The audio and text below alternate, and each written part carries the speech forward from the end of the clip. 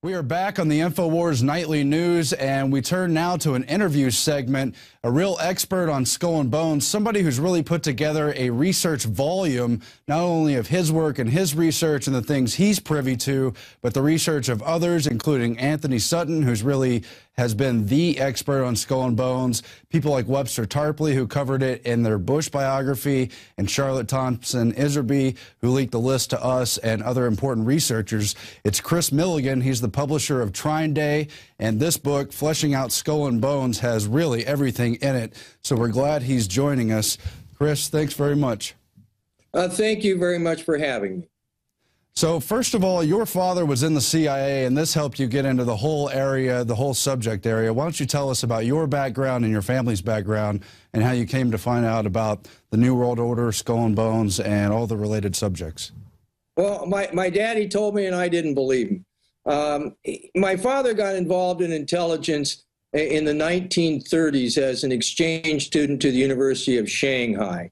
And he left Shanghai in 1937, went across the Trans-Siberian Railway, went through Moscow, Berlin, ended up in London at the World Council of Conference Churches with the Dulles brothers. And then as soon as he graduated in 1939, he ended up going directly back to Washington, D.C. He had been scheduled to go to school in Switzerland, but the war came along, and he was soon working in the basement of the Library of Congress under Archibald MacLeish, who was a member of the Order of Skull and Bones and who was a Librarian of Congress and a member of OSS. And my father was in COI, which was Donovan's, Wild Bill Donovan, the gentleman who headed OSS, his first organization, and then he was in OSS. And then in 1943, he got involved in deep politics. They took him out of the basement of the Library of Congress, put him into the military, gave him 2 weeks of training, which was the shortest amount of training you could give somebody and certify him as being in the military, which was medics training, made him a lieutenant, and also put him in G2, and then put him on MacArthur's staff because there was people in Washington that didn't quite trust MacArthur and Willoughby, who was his aide. And then he went from, they sent a gentleman over, well, my dad started working with the guerrillas and went into Manila before the troops did, and it was helping the guerrillas set up their diplomatic mission and their government.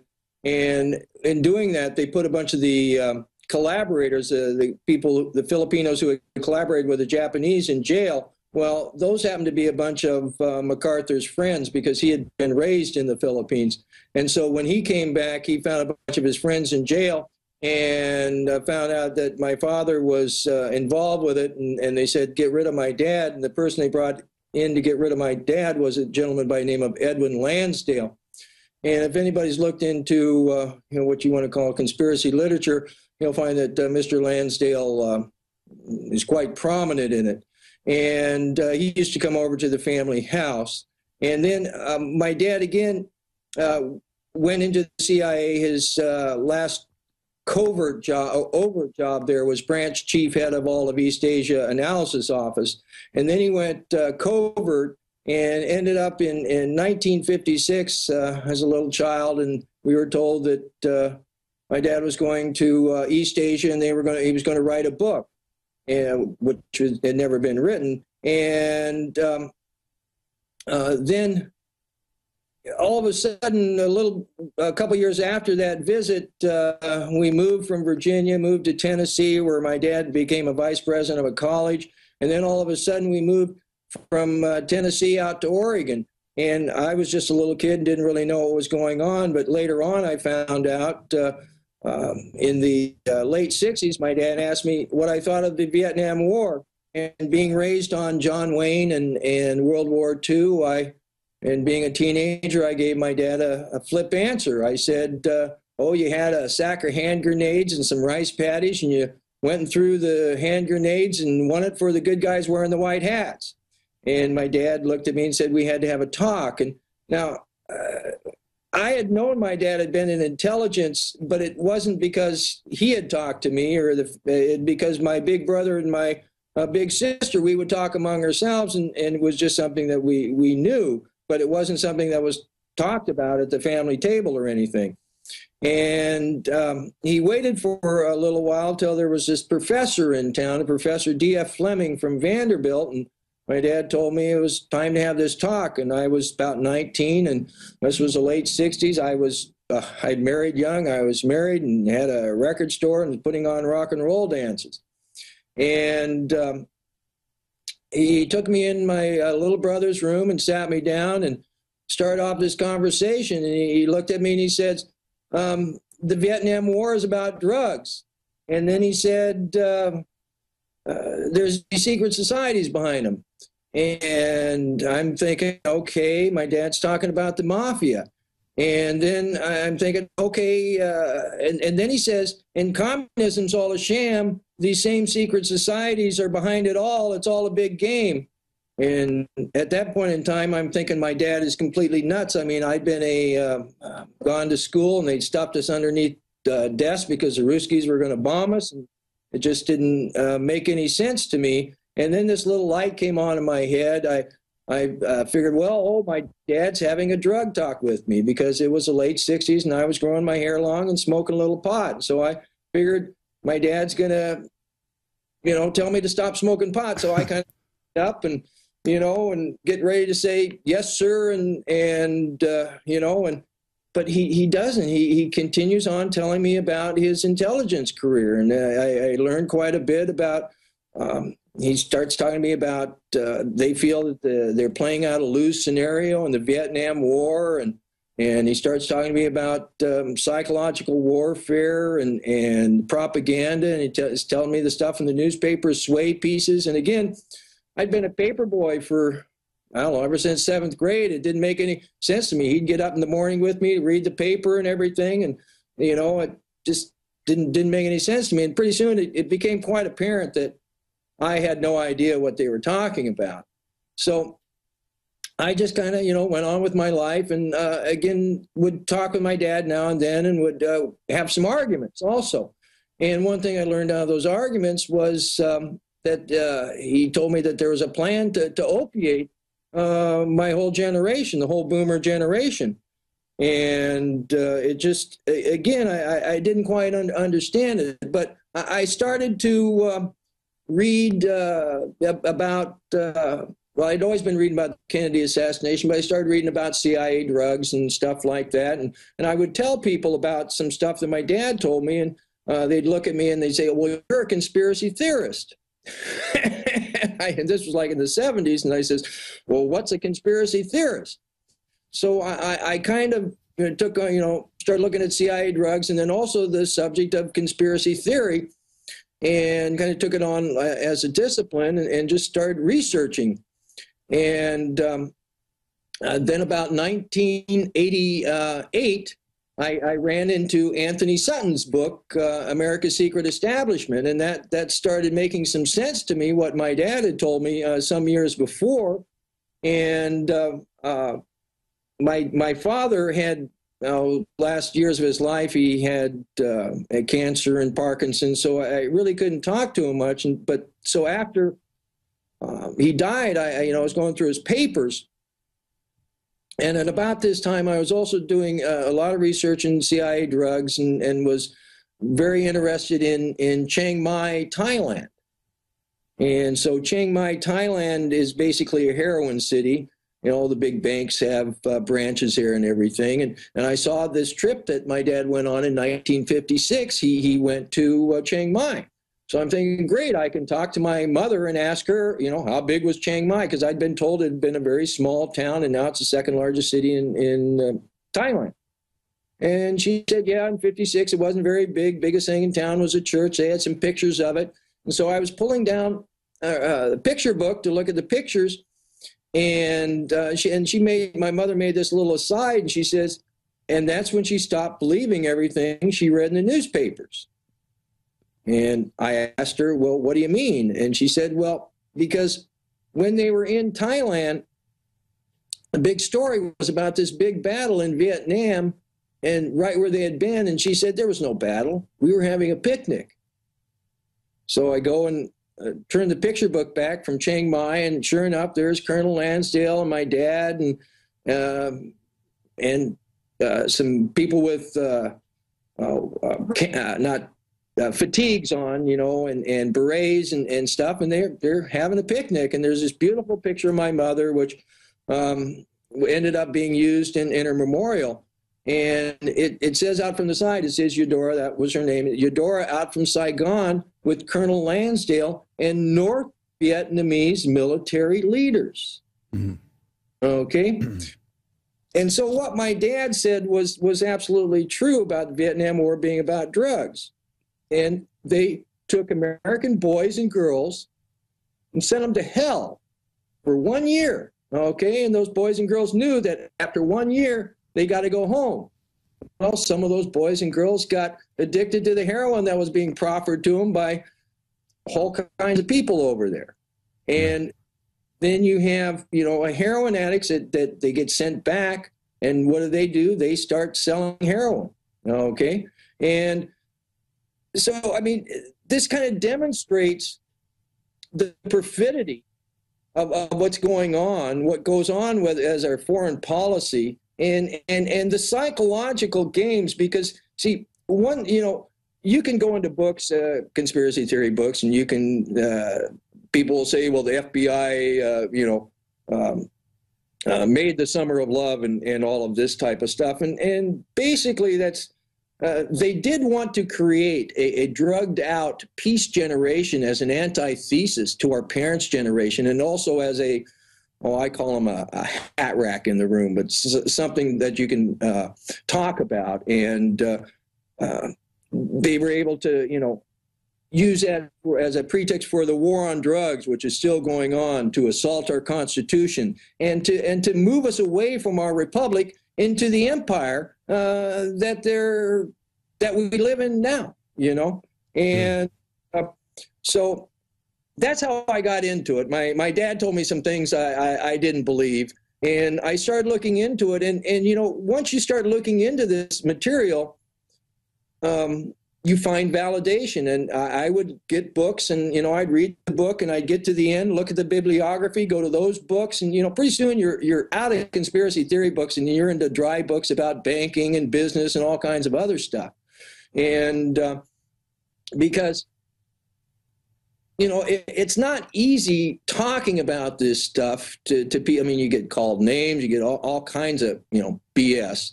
And, if it wasn't true, Lord have mercy, I would have dropped it along. Right. I would talk with Anthony Sutton. I asked Anthony, I mean, and in the book, there's Anthony's last, words, and we took a bunch of things out of his different newsletters and out of his bibliography and put him in there so people know who Anthony was, because Anthony gave up. I asked him one time, was this a good career move, looking into Skull and Bones? And obviously not. He had to laugh. Yeah, there was he even before he was looking into Skull and Bones, he was working at the Hoover Institute at Stanford. And well, hold on a second. Let's get into that after. Let's just start with the most basic question, because we have new viewers out there, but also for the old people who do know what Skull and Bones. Let's just talk about what is Skull and Bones. We know they have very prominent members in positions throughout government, in media, in business, but what is the group itself? And then let's branch into Sutton's writings and the things he discovered. Well, they're a secret society. I mean, they try and say, oh, we're just a fraternity or stuff like that. No, but they are the classic definition of a secret society. And if you look at them through sociology, secret societies are the same all over the world. You've got an outer layer that are good for favors and window dressing. In Masonic circles, they call them porch brethren. Then you have an administrative cadre, because at any time, you have people who turn the lights on and turn the lights off. And then you have a core group. And the core group at Skull and Bones, they're all related. At any secret society, the core group is all related. They're all cousins. Skull and Bones is built around the Cabot family with a very strong substanding of the Whitney family. Right. And those are some of the oldest families in America. For the most part, they go back to royal blood as well. Is that what you found? Well, yes, they go back to royal blood. They also go back to Calvinists. And both Harvard and Yale were set up as schools for Calvinist clerics. And the group that actually came to New Haven, where Skull and Bones is based, were, besides being Calvinists, were hyper-Calvinists. And Calvinists, they believed that Christ only came for them. They were going to be, there was going to be a new world, and they were going to be one of the 144,000. They came over with a judge and a prophet, and only certain male landowners could vote and stuff like that. They had the 7 pillars of the community. And they also believed in a thing that is called hyper-Calvinism. And with hyper-Calvinism, they not only believe that there's an elect in heaven, but they believe there's an elect in hell. Mm-hmm. And you take that type of belief, and then in the late 1700s and the early 1800s, you had the Enlightenment come in, which brought in Western ritual magic, brought in, the stuff about Egypt and Greece and stuff like that. And you take Western ritual magic, and you kind of marry that, which is very dualistic, and you marry that with this Calvinist belief of there's an elect in hell, and you end up with a group like Skull and Bones, which, when you look at them from an occult standpoint, from a magical standpoint, they're sorcerers who perform death magic. They believe by killing people, they get power. Wow. That's chilling right there. So, but then that's not exactly the things Anthony Sutton was writing about. He was very much dealing with things from foreign policy standpoint. Where does the secret society and ritual magic elements, where does the rubber meet the road with the tangible things we see our government doing and so forth and so on? In Elite Deviants, one thing they talk about, they say that between 1860 and 1960, there were 2 big, large federal corruptions. Then starting in 1960, we get these huge corruptions that happen that have very big social consequences. And the thing that's most interesting is almost the same players are involved with it, and the same institutions. And you see, it's my contention that one of the things that Skull and Bones does through their control of the government, because, part of their shtick, we can go back to Washington when he was talking. We had a first Illuminati scare here in the late 1700s, and he wrote a letter. Somebody asked him about the Illuminati, and he said, yes, the Illuminati are here, and their tenets, their basic tenet is to divorce us from our institutions and our faith, our family, and our government. And part of their shtick is for them to make us think that our government is bad and evil. And our government is not bad or evil. We need government, okay? But they have corrupted our government and use our government against us, which is just criminal. I mean, these guys are criminal. And part of their thing is they do huge amounts of psychological warfare against us. Most of our election cycles have not been about, will my vote with a bunch of other votes elect a person? Okay, these elections have been controlled for quite a while, and they're about polarization. They're about polarizing us, getting us into different camps so that we don't like those people over there and they don't like us, so that we're just fighting each other. And then the other big thing that they do is, just as in propaganda, psychological warfare, and mind control basically works out of a trance, okay? You put people under hypnosis, okay? You can put the whole country under hypnosis by having them watch TV. Our televisions have a 60 cycle, run on 60 cycles. They have a little flicker in there. That little flicker, you read any book about hypnosis, will tell you that 60 cycles put you into a trance, okay? And the next part of mind control is, once you're into the trance, hypnosis, you won't do things that you normally do. So they'll have you play a character in a book or a play or a movie or something like that. Then beyond that is trauma. They do trauma, and they found out that, you know, if they traumatize little children, they'll split into multiple personalities, and then they can program these different personalities. And then past the trauma is ritual. And, you know, it's very interesting. You go to the survivor conferences, and you talk to these people that are from their 80s on down to their 20s that have had gone through some of this training, and you can see the progression of the science. And then also you listen to the talks that these people give, because some of these mind control survivors have become doctors of psychiatry and the other one. There's psychiatry and what's the other? Psychology? Psychology, yes. To just understand themselves. And so one thing that you know, that the secret societal system has done, okay, to play with our minds and to play with our society, they've done these huge big rituals. When you look at the Kennedy assassination, okay, and you look at it really, really hard, at the end of the day, it's a ritual. It's an occult ritual called the killing of the king. It's written about in books, Fraser, in the 1930s. Mm-hmm. And then you look at 9/11, and these are very much straight classic mind control. Okay, and we had the idiot's son, a member of the Order of Skull and Bones, as president when that was done. And when you look at the history of Skull and Bones, they like to have one of their own members, you know, as the head person when they do some of these things, and when they do certain operations. And, you know, because like with 9/11, I cannot say over as many times as we saw a plane going into a building over and over and over and over again that morning. I mean, that's classic mind control, okay? Because you've been on an airplane, you've been in an office building, you know that those are innocent people. We sat there and we watched innocent people dying over and over and over again. That puts you into shock, okay? Right.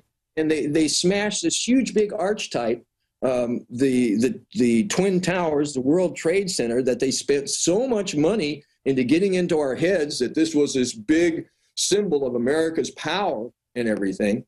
And then they smash it, and then they build the country back up the way they want, you know, and where we go to war. And again, like I say, you know, death magic. By killing, you know, 3,000 people, they got the power to take our huge country and all that it possesses to war, okay? And, you know, and before then, they used to at least keep up a fiction that we don't kill people. Now we all know that the president has in his desk a list of people that he kills. Some of them are even Americans, okay? And then, you know, if you've flown a plane in the last, you know, gone on an airplane in the last 10 years, you know, you've had to submit to, you know, a complete degradation just to get on an airplane, okay? And so that's one thing I see the secret societal doing is doing these huge big mass rituals for control. And it's not about getting them more money. It's about control. It's about control. Well, let me bring this up. I don't know if it's a side point to your overall argument, but it's certainly related. If you go back to Iserby's arguments about the educational roots and people like Hegel in Germany, and Sutton has the same research, psychology, psyche, that's the soul, they actually didn't want to mess with the soul. They said they wanted to bypass it and use animal programming to control us, basically. Absolutely. I mean, they keep dumbing us down. They keep making us more gross. You know, absolutely. They try to bring the animal out in us, because the animal is more easily to control than a quote unquote human. Okay, and no, Johann Wolfgang Fichte, in his third address to the German people in 1805, says, we're going to take your children and we're going to teach them when and how to think. And they created the three schools: the academies for the elite, the institutes for the helpers of the elite, and the folk schools. And they found that if they took the classical education, broke it apart, didn't teach a bunch of the subjects, like they didn't teach you dialectic, they don't teach you logic, they don't teach you rhetoric, then you couldn't stand on your own 2 feet, okay? And they put bells in between, taught the subjects for about an hour, put bells in between. They found they could put a false construct around us. I mean, it's absolutely true. I mean, Dewey and Mann weren't members of the Order of Skull and Bones, but every time that Dewey and Mann needed money, there was a guy from Skull and Bones handing them money so they could go to Germany and bring the Prussian education system here. Right. And there were other educators who were members of the order, and Iserby and Sutton outlined who they were and when they went over and how they're connected. Absolutely. You had Daniel Coyne Gilman is one of them, I think. Right. Gilman. Well, Gilman was a very interesting gentleman. He was one of their not their last beard, their second to last beard. And beard, I mean front man for Skull and Bones. And he incorporated Skull and Bones and was a librarian there at New Haven. And then he went on to become the first president of Johns Hopkins University, which basically gives us the medicine system that we have today, and was also the first president of University of California there in Berkeley. And there's a street named after him there, and there's a big connection between San Francisco and Skull and Bones. Yeah, flesh that out for us, if you will. Well, here's how the secret societies rule the world. Okay, I mean it's a basic leviathan of 3 levels, and each level has 3 parts. And the top level is mining, metal, and money. You know, and if you think about it, it kind of makes sense. I mean, if you control the mining, then you have a good chance of controlling the metal, then you have a good chance of controlling the money. I mean, it used to be that our money was metal. And when you look at Skull and Bones, when you look at the members, you know, you find a lot of mining engineers. Matter of fact, Charlotte Iserbyt's family came into it through mining. Her grandfather, who was the first member, was a gold mining engineer. And but like the Dodges and the Kellogg's of Skull and Bones aren't the Dodges and Kellogg's of the cars and the cereal. They're the Dodges and Kellogg's of minings, and they have the Ansons and the Stokes and the Phelps and all of this. And you look at the history of California and Arizona both, and you find these guys from Skull and Bones there scooping up the mineral rights right at the beginning. And then the next level is drugs, guns, and oil. And it was a gentleman from Skull and Bones, Dr. Benjamin Silliman Jr., who in 1855 made made gasoline for the first time out of petroleum, rock oil. Okay, and he did this for the Rock Oil Company of Pennsylvania, and it was based in New York, but and it was for the Bissells and for the Townsends. And he wrote a report, and he said, "Gee, gentlemen, I think you have some very inexpensive products with a very inexpensive process. Some very valuable products with a very inexpensive process." And as soon as he wrote that report, the Pennsylvania Rock Oil Company of New York passed into hands of investors of New Haven, Connecticut. And then they proceeded to monopolize everything around oil. The internal combustion engines patents go back to the 1840s. They'd been using a coal gas that you can make, and they proceeded to just monopolize it around health, around plastics, and so much so that Mr. Diesel over in Europe, and if you read his writings, he says, "I'm doing this because I have a social consciousness, and I do not want the small industrialist and the farmer to be beholden to this monopoly."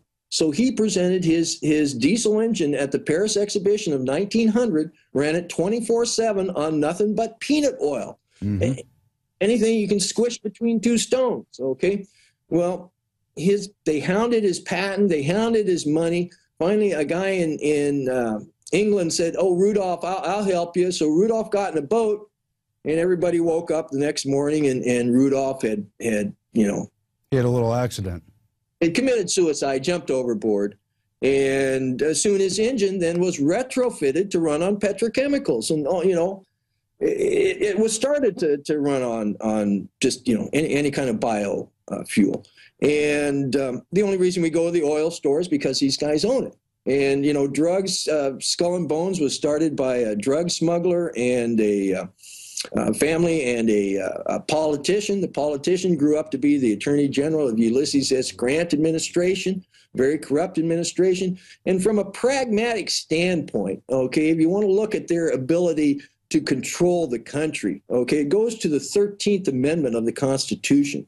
There used to be a completely different 13th Amendment of the Constitution. It was ratified in Virginia, printed there, printed in constitutions up through the 1870s.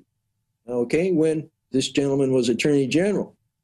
They were able to say, oh, well, that thing didn't really get ratified and blah, blah, blah. And so, I mean, that's their ability to hoodwink us, to make us think that something else is going on. And the 13th Amendment basically has to do with lawyers and whether they're going to be a lawyer and work for the bar out of England, or if they're going to be a member of our government. It basically says you can either be a lawyer or you can't be in the government.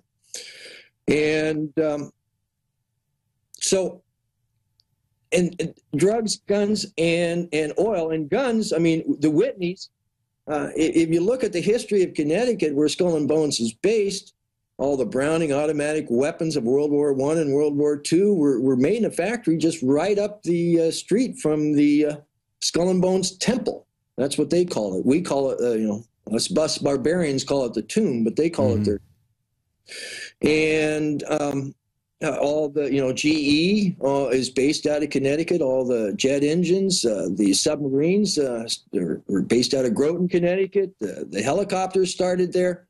Huge military might is built there in Connecticut. And then how the last level is media, movies, and quote unquote magic. And that, again, is their ability to hoodwink us, to make us think something else is going on, and their preponderance of using these rituals as part of their control mechanism. Well, let's shift, if we can, into some of the foreign policy stuff. A lot of it Anthony Sutton outlined, but you've got the class of 1917 Skull and Bones. I think about half of them went to work for Averell Harriman's Brown Brothers Harriman. He's, of course, from the Whitney family, as you pointed out. That's where Prescott Bush comes into the picture, the Walker side of the family, and a lot of other notable Skull and Bones people. And they were involved in the Soviet coup. They were involved in backing the Nazis, and a whole lot more. What's your take on that whole? Well, my take on it is the Nazis didn't lose the war. They were brought over here by the Dulles brothers against direct written orders from Harry Truman. And it's you can only do the iron hand. The iron hand doesn't really work. I mean, there's too much opposition, so they have to do it through the soft hand. Basically, Prescott Bush was involved with counterintelligence in World War II. World War I. Prescott started off training as artillery, but he left World War II as an intelligence aide.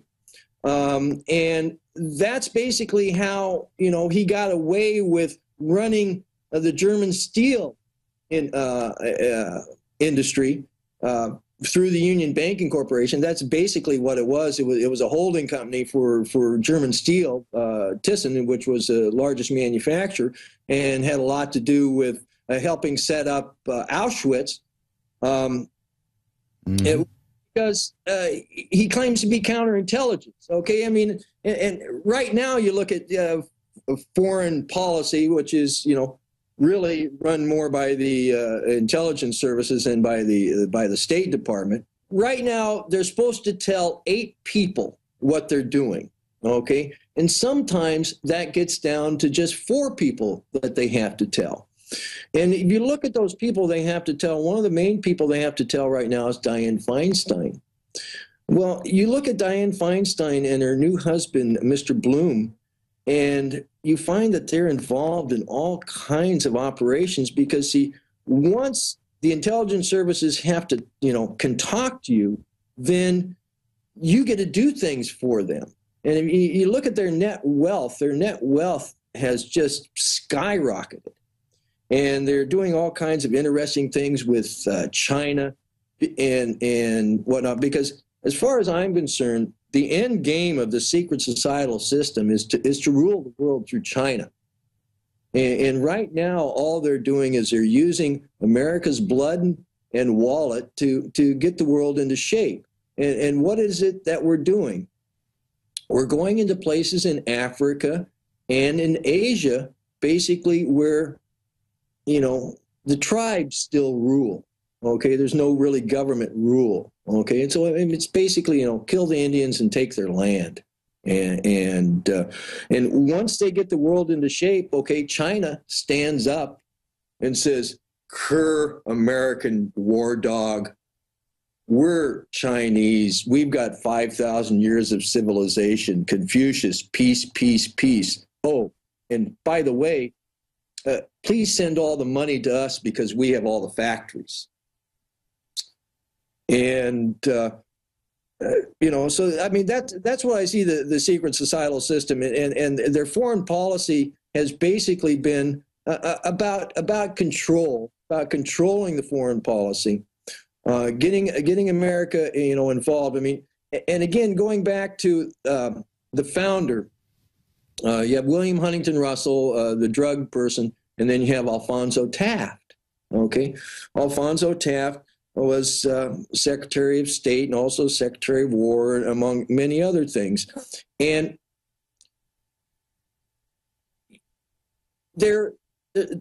we as a culture, as a society altogether, we have what are known as self-correcting devices, because we really aren't on a death trip. We aren't looking to just all kill ourselves here. And the first self-correcting device is something I call it the dark hallway. It's known to us as the historical dialectic. And basically, you walk down a dark hallway a while and you bump into one side, and then after a while you bump into the other side.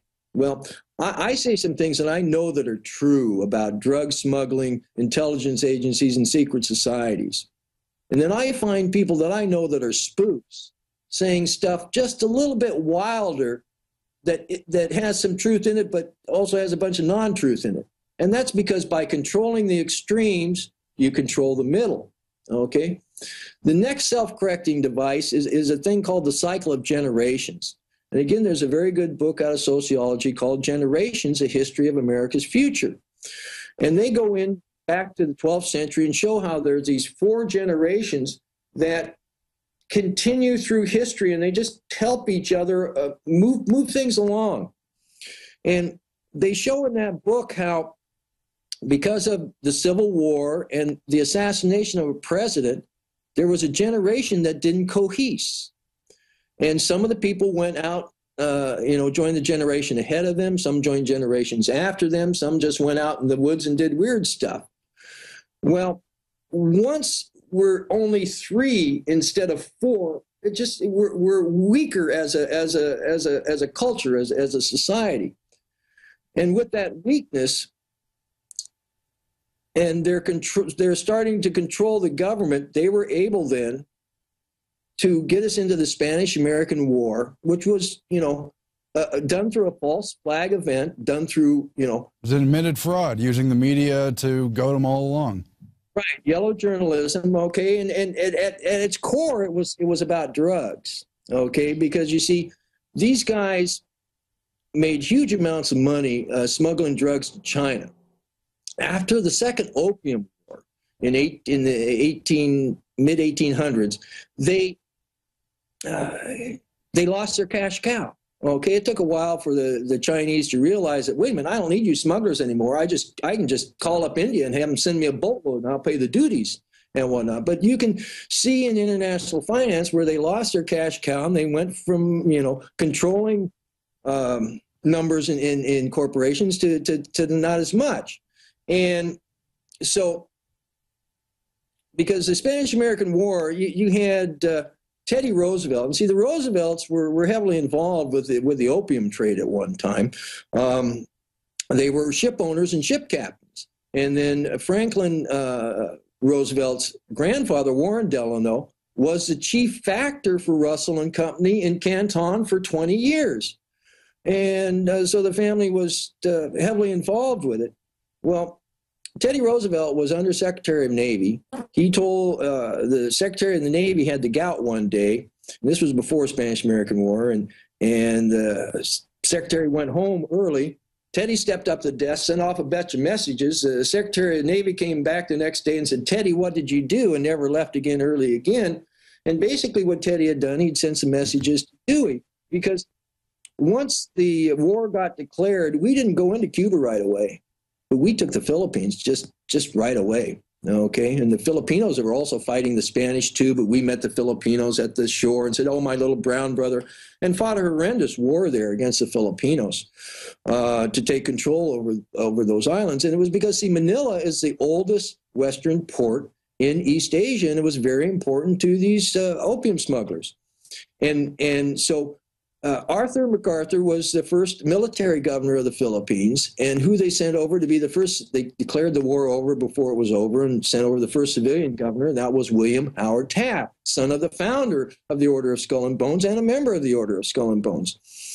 Well, William McKinley asked Taft twice to be on the Supreme Court. That's a lifetime appointment. He turned him down twice. And if you look at the historical record, then McKinley got shot, and Teddy Roosevelt became president, and he asked Taft to be Secretary of War, and Taft said, "Okay, I'll be Secretary of War." If you look at what he did in the Philippines between being asked to be on the Supreme Court and finally leaving, was he had made opium illegal for the first time in modern Asia, and then he started the initiatives that started the Hague and the Shanghai Convention, which gives us our prohibitions that we have today. And these prohibitions have nothing to do with our health, have nothing to do with our children, have nothing to do with our community. They have to do with keeping in place a black market, which allows forces from out of the shadows to sell plants for more than gold. So that's, you know, that was, they got the Spanish-American War, okay? And then the next thing, what do they do? Well, Taft was president, and they got in place the Federal Reserve. Now, Taft said he wasn't for it, and so Wilson got Wilson in, and it was passed in the first year of Wilson's on, Christmas Eve. And an interesting thing is Skull and Bones was United States Treasurer at the time, and as there was also a member of Skull and Bones who was the president of the Federal Reserve Bank of New York, which is the most important bank.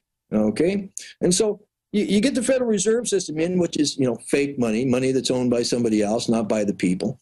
Okay, and so then what do you have to do? Well, you got to get an income tax system. So they got the income tax system in, which was again done illegally, and so then you got to get something for people to get in debt to. So then you got World War I, you got World War II, and then they had this target date of 1950, and they wanted to have in place in 1950 having two things. They wanted to have in television and this modern education system. And you look at the modern education system, it was brought to us quite openly through a big campaign through the Masons, okay? And television, well, you look at Sarnoff and Paley, okay, of CBS, they were both involved in psychological warfare in the military in World War II.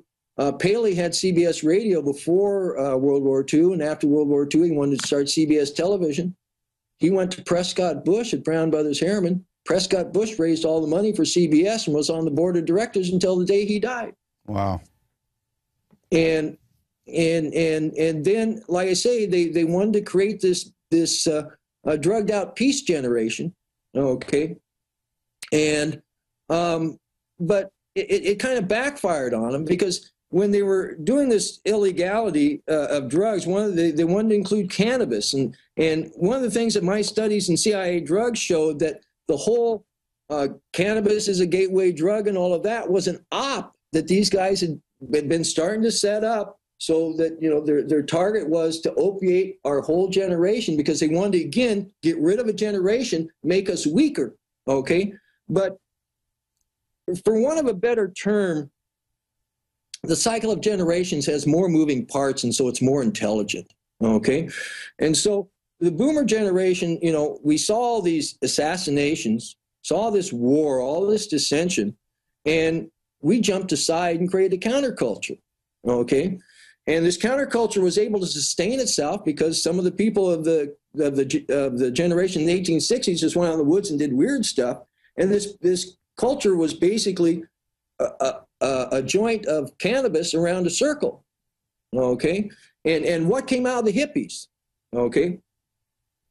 The History Channel did a big 2-hour special about the hippies, and they said what came out of the hippies was the personal computer and the internet, okay?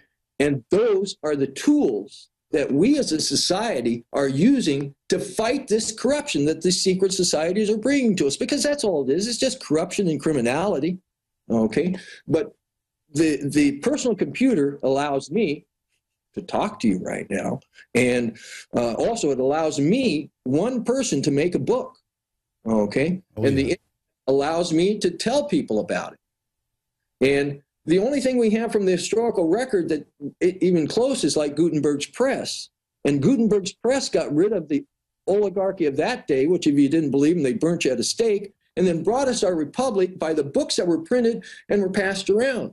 So I'm very hopeful, because, you know, I started looking into this before the personal computer and the internet, and they were very much able to sequester this information. Because, I mean, Anthony was writing his books. There were people that were writing this, but the information was very sequestered, and you know, and now, you know, we're talking about it. It's good, and so I think good things. Yeah, absolutely, because books throughout history, the ability to read throughout history, I mean, has been very limited to the most powerful classes. Of course, now we have more widespread literacy, but there's still the limitation of it takes time to read it. You got to get your hands on it. Television was always meant to dumb us down and have us hand-fed limited channels of information. And you're right, the internet has blown all of that wide open. The pace of information and the amount of information available, and of course the interactivity. It's not someone hand-feeding you the info. You can create your own info and push it out. Absolutely, absolutely. I mean, the internet plays with time and space. You know, it doesn't allow them to keep their intelligence operators in the dark so much, okay? Because they can find out, you know, why it is that they're doing what they're doing, instead of, you know, figuring it out after 20 years after they've been retired and say, oh my gosh, that's why I did that, you know? Because, and so I'm very hopeful, and you know, I'm thankful for you having me on here so that I can expound. We're glad you could join us as well. Actually, do you want to talk a little bit about Trine Day and how that came out, and how you got your hands on all these alternative books, stuff that nobody else really would publish, you've been able to bring out to the world through this company? Well, I was, once the internet came around, I mean, I'd been starting to write about Skull and Bones a little bit before the internet, was trying to get, you know, I'd send it off to magazines and all kinds of places and book publishers. Nobody would do anything. And then the internet came around. I got to meet Anthony Sutton through the internet, became good friends with him. And then I was running an email list, so I still do, called CIA Drugs. And there was a gentleman on there, Daniel Hopsicker, and he was decrying. He says, you know, my book has been with an agent in New York for 2 years and nobody's going to print it. And after hearing that for a while, I finally said, well, Daniel, I've got a computer on my desk and they tell me I can make a book. Let's do it. So I helped Daniel make a book. And then Anthony told me his book was going out of print, because at first nobody would print his book here, and he had to get them printed overseas, and they started getting stolen off the docks, and he was running a little newsletter, and one of the members of his newsletter had a mom and pop print shop in Montana, and they said, "What do you mean nobody will print it?" And so they printed it for many years. But they were shutting up their shop and were retiring. And so it was going to go out of print. And I said, "Anthony, it can't go out of print. And it's never been in hardback. We need to put it in hardback, see if we can't get into libraries." So I went out and borrowed $5,000 and started a printing company, or started Trying Day.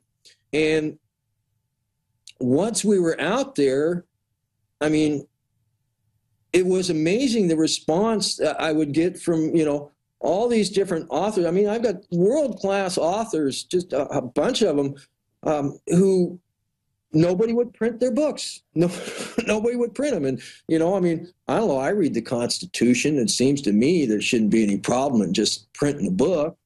And so I just started.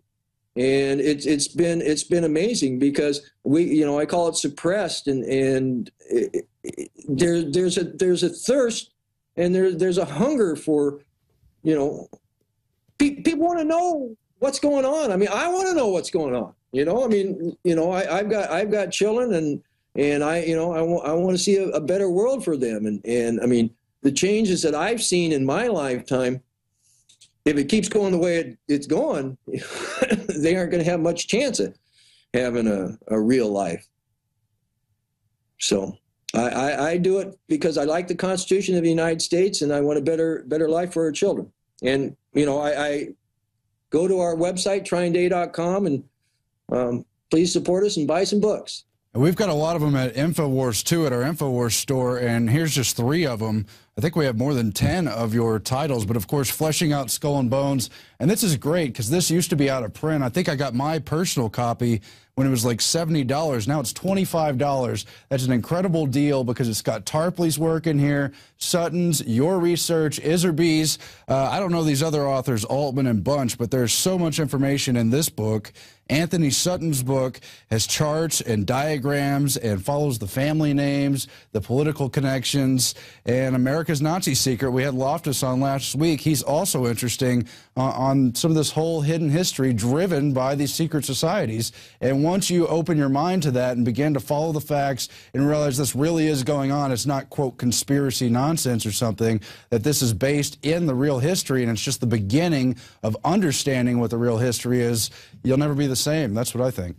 Absolutely. Absolutely. I mean, you remember a time, don't you, when you thought the Federal Reserve was part of the government and your money was real money? Well, I think we all had to learn, yeah.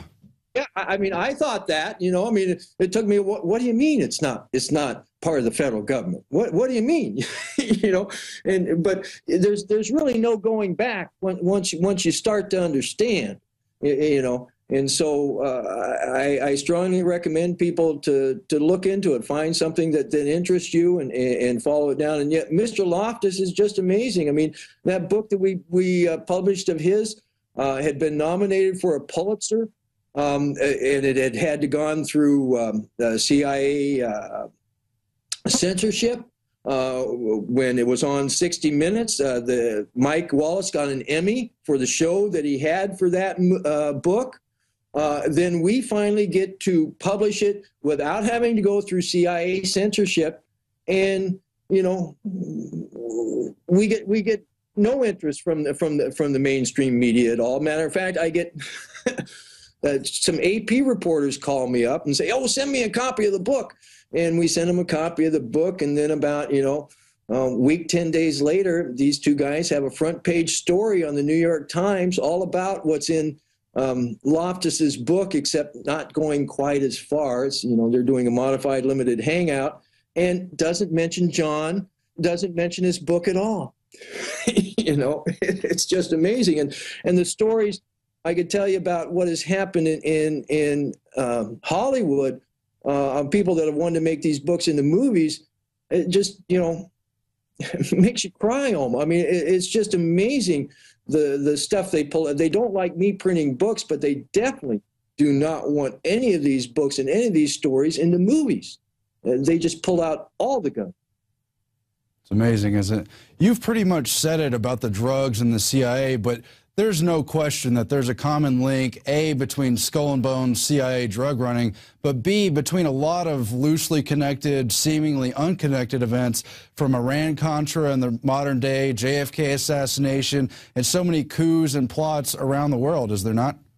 Absolutely. Absolutely. I mean, it's when you start looking into it, it just literally blows your mind. I mean, Prouty, I strongly recommend people read Prouty. He was a very interesting gentleman. He was liaison to the CIA, to the Air Force. And so anytime anybody from the CIA needed something from the Air Force, they would have to go through him. And so he talks about the fake battles in Vietnam and Lansdale. Yeah. And there's another book out there I strongly recommend people read. It's called Gold Warriors.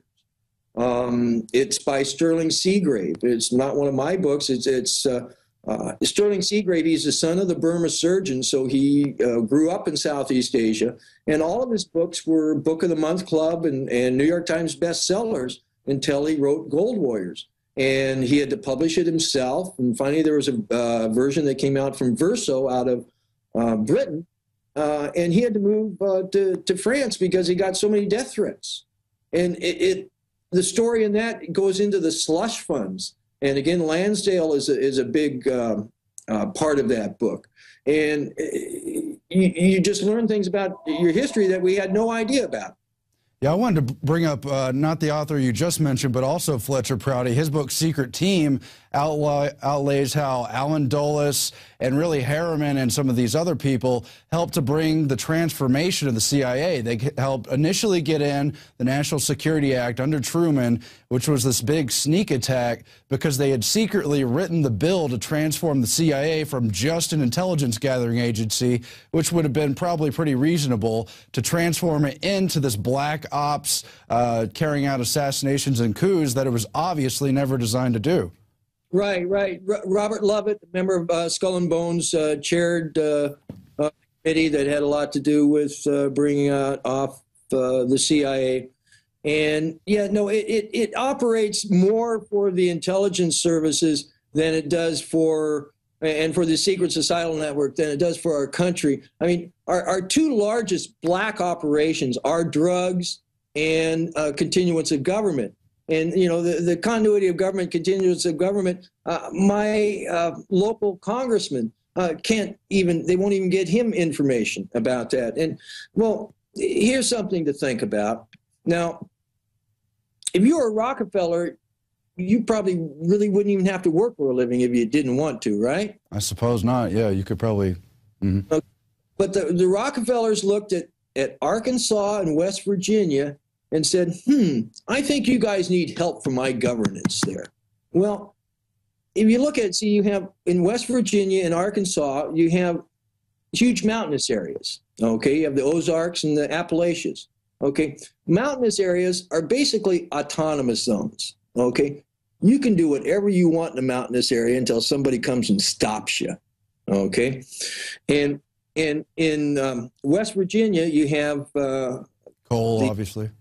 Well, you have the continuance of government. You have, you know, they've got, is it Mount Weather? You've got a mountain there that they've got tunnels and all kinds of stuff. They got a complete cabinet, you know, underneath there. And then drugs. Mena, Arkansas is still in operation today. I mean, it's called Mena International Airport, okay? It's a grass runway way up in the Ozarks that's got, you know, hangars that help make the planes so that they can fly long distances and all kinds of stuff like that. Yeah, it's... Yeah, you know, the History Channel had that big joke about the five brothers and how I think Nelson was going to take over South America, and I guess David was going to deal with Asia or something, and how the least of the brothers was just going to take over Arkansas. Well, he really did that, so how far does that joke go, kind of thing?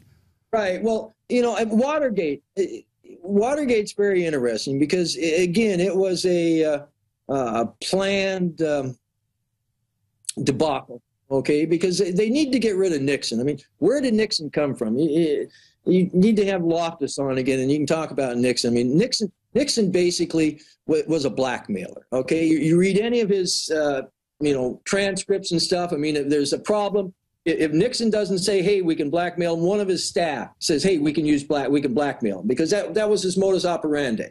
And Nixon got into power by blackmailing the Dulles brothers. He was a lawyer running around New York at the end of the war, finishing up these contracts. He came across papers from Paperclip and Crossbow, and he blackmailed the Dulles brothers. And that's how come they sent, you've got that cute picture of Prescott Bush, fixing Nixon's hat. And, Prescott was the guy in 1952, okay, the lead guy for the Republicans was a member of Skull and Bones, Robert Taft, okay, but he was traditionally boring. And all the polling showed that Eisenhower would beat anybody, and it didn't matter if he was a Democrat, Republican, or something else. And so Prescott Bush went to SHAEF headquarters and asked Eisenhower, he says, Ike, what are you? We want to know what you are. Are you a Democrat or Republican? And Ike says, well, I'm a Republican. I thought you guys knew that. And then guess who shows up the very next week at SHAEF headquarters? I'm guessing a Bush of some kind. Averell Harriman. Oh, okay, another Whitney, right. Robert Lovett and Dean Acheson, okay, all working for Truman at the time. These are the wise men you're talking about, the so-called wise men. I've got the book cover right here. I'm showing people. They show up, and Lovett and Harriman are members of Skull and Bones, and Acheson's a member of Scroll and Key, another secret society. Also at Yale. At Yale, and they then put Eisenhower in, okay, and they came to Ike because see, Ike was a guy who had put boys on the beach. Okay, he knew what it was to do an operation that people were going to die in. Okay, so they came to him and they says, hey, we don't have to send boys on the beach. We can send in a couple spooks and get it all done. And Ike says, oh yeah, and don't tell me, because then I won't know anything. And they said, great. And so yeah, they really started putting in place, and then Watergate was basically about getting rid of Nixon, destroying helping destroy the office of the presidency, and it was about drugs and endgame, because before Watergate you had some drug thing that was set up through this military intelligence thing. So another drug thing that came through CIA counterintelligence through Angleton. There was 5 or 6 of these little drug things that came in, and who was ever at the end of that had this little power fiefdom, because they had money that was off the books, and then they also you garner intel through it, and so. They wanted to take all of those separate little things and put them into one aegis.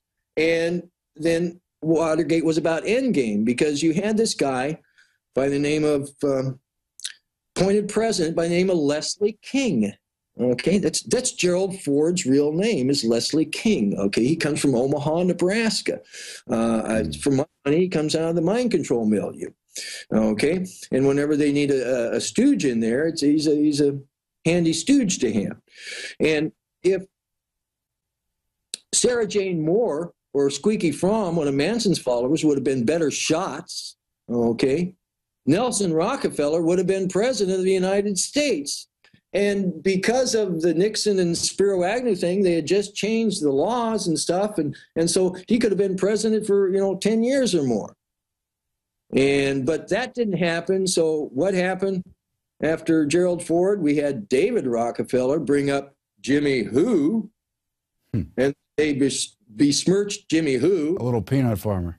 Yeah, and brought us in, Ronald Reagan and Vice President Bush. Bush basically ran that. I mean, and if Reagan didn't think so, I mean, they shot him, what was that, 80 days into the thing. Okay. Very suspicious, very Bush.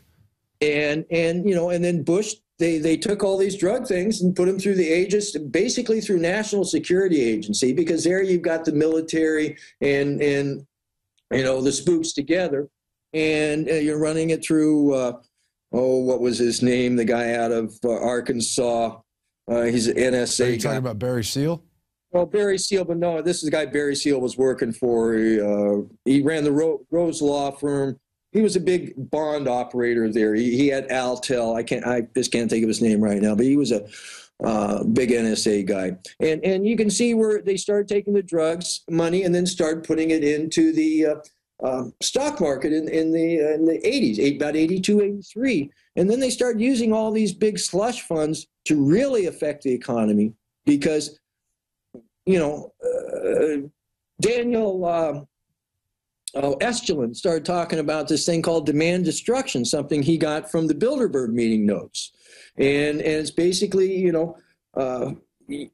how do you destroy demand? Well, you make it so people don't have money to buy things, okay? And so they use these big slush funds to, affect the world economy and bring us to the situation where we're at today. But again, I have great hope because, theirs is just a house of cards, and it's not a very pretty house anyway. And I think we could build a much better house.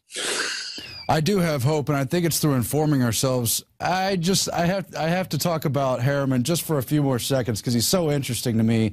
He's kind of like a favorite villain. But what happened for me was when I begun to look into what's up with Prescott Bush and the Nazi financing, that's when I came to Sutton's book and a lot of your sources and things. But I also read these limited hangout books like The Wise Man by Walter Isaacson, who himself is a Rhodes Scholar. But at the same time, it's got a lot of great info. And on the white column, you've got Harriman, one of the most distinguished diplomats in American history. He was a governor. He could have been a president. He was our top ambassador to both Britain and Russia. Knew Stalin better than anyone else in history. But then when you read the real history, there's that black column where he's running all these things behind the scenes and really negotiating for his real friends who really run things while appearing to negotiate on behalf of our country. It blows me away how fascinating it is when you get into the details and learn who the names are. Right. And then there's Stimson. Stimson was Skull and Bones, and he worked for like 7 different presidents, He's Secretary of War, Secretary of Defense, and just all kinds of things. And I mean, he takes great pride into talking Harry Truman into dropping the bomb and all these kinds of things. Exactly. Skull and Bones is very, very interesting. And if you want to, understand what the world we live in today, you need to understand Skull and Bones. Well, I think that says it all. We've gone over an hour. It's so interesting. I could literally talk for 3-4 hours without exhausting just the questions I have. Maybe we can have you back on and get into specific areas about Skull and Bones as well in the future. But this was a great overview, and people definitely need to get your book. We have it at InfoWars, $25.95 for, well, more than 700 pages of footnotes and information and really interesting illustrations, original documents, you name it. It's all in Fleshing Out Skull and Bones. We have it at InfoWars, and Trine Day, of course, has it along with so many other interesting titles. Kris Millegan, it's been an honor to have you on, and we really appreciate picking your mind. Well, thank you, sir. Thank you very much. My pleasure. All right. Until we speak again, thanks for having us. And that's it for the InfoWars Nightly News. We'll be back again next week, and we have a lot more to come in the future of this fight. But please help support us at prisonplanet.tv, where your membership helps funds our operation and allows you to get out the information. But, of course, we also have planetinfowars.com, where you can create accounts, get your networks going locally and around the world, and help fight this information war your way personally as you support us all helping to get this information out. Thanks. Good night.